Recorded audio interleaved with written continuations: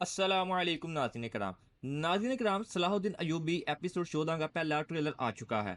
जैसा कि सलाहुद्दीन अयूबी और सुल्तान नूरुद्दीन ज़िंगी ने मिलकर मंसूबा बनाया था ताजा रकीब को दोबारा पकड़ने का, वो बोरो की वजह से नाकाम हो जाता है। जैसा कि जहाँ पर इनकी बात हुई थी कि ताजा रकीब को पकड़ के वहां पर लाया जाएगा, लेकिन बोरो अपने सिपाहियों को छुड़वाने के लिए और ये पता लगाने के लिए कि मेरे दो सिपाही जो काफ़ी दिनों से गायब हैं वो कहाँ पर हैं, उसको एक होटल में ले जाता है ताजर रकीब को, जहाँ पर ताजर रकीब एक मंसूबा पहले से ही बनाया हुआ होता है अपनी बेटी सारा के साथ मिलकर, जहाँ पर है वो वहां से भाग जाता है। लेकिन सलाहुद्दीन अयूबी भी उसी वक्त वहां पर आ जाते हैं, लेकिन उनके आने का फायदा नहीं होता। ताजर रकीब तब तक वह अपनी बेटी सारा के साथ भाग चुका होता है। इस बात को लेकर जो सलाहुद्दीन अयूबी होते हैं वो काफ़ी ज़्यादा गुस्से में नज़र आते हैं बोरो के से, यार कि तुमने मेरा सर झुका दिया है सुल्तान नूरुद्दीन ज़िंगी के सामने।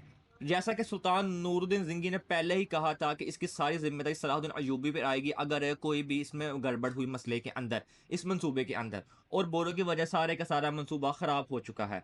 तो दूसरी तरफ नाज़रीन किराम, जैसा कि बादशाह अमालिक की जो बाज़ंतीनी शहनशाह है उसकी जो भतीजी है मारिया, उसके साथ शादी करना चाहता, उसके जो मेन कड़ी थी वो ताजर रकीफ ही था। अब ताजर रकीफ आज़ाद हो चुका है, तो आने वाले एपिसोड के अंदर बादशाह अमालिक की शादी बाज़ंतीनी जो शहनशाह होगा उसकी भतीजी मारिया के साथ हो जाएगी। असल में यह शादी वो ताकत हासिल करने के लिए कर रहा है जो उसको कुदस के लिए चाहिए थी। इसके अलावा आने वाले एपिसोड के अंदर हमें एक और चीज़ देखने को मिलेगी कि सुल्तान नूरुद्दीन अपना पहली दफ़ा को बहरी जहाज़ बनाएंगे ताकि वो समुंदर के अंदर भी काफिरों के साथ मुकाबला कर सके। लेकिन ताजर रकीब जो बहरी जहाज आएगा बाज़ंतीनी शहनशाह का, उसकी भतीजी को लेकर मारिया, उसके जरिए उसके बहरी जहाज को तबाह बर्बाद कर देंगे। ये चीज़ जब सलाहुद्दीन के अलावा सुल्तान नूरुद्दीन को पता चलेगी, वो काफ़ी ज़्यादा गुस्सा नजर आएंगे सलाहुद्दीन के ऊपर कि सब कुछ तुम्हारी वजह से हो रहा है। अब तुम्हारे पास सिर्फ आखिरी मौका है। अब अगर तुमने ताजर रकीब को ना मारा तो सारी की सारी जिम्मेदारी तुम्हारे ऊपर आएगी और तुम्हें कड़ी से कड़ी सजा मिलेगी। जहां पर सलाहुद्दीन अयूबी ये बात करते हुए नजर आते हैं कि आप फिक्र ना करें, शादी वाले दिन ही ताजर रकीब मर जाएगा। यानी आने वाले एपिसोड के अंदर वो मंसूबा बनाएंगे, जिस मंसूबे के चलते हुए जो कुदस के अंदर शादी होगी वहां पर ताजर रकीब को मारने की कोशिश करेंगे। इसके अलावा एक दफा दोबारा मंसूबा बनाया गया है शमसा खातून के खिलाफ। जैसा कि पहले भी जो थे सलाहुद्दीन के ऊपर ये इल्जाम लगाया गया था खलीफा को मारने का। अब जैसे खलीफा मर चुके हैं जहर देने की वजह से, जो जहर असल में जो ताजर रकीब की बेटी है सायरा उसने दिया था, लेकिन सारे का सारा इल्जाम शमसा खातून के ऊपर आ चुका है। लेकिन वो इस जो इल्ज़ाम है उससे बरी हो जाएंगी सलाहुद्दीन अयूबी की बदौलत।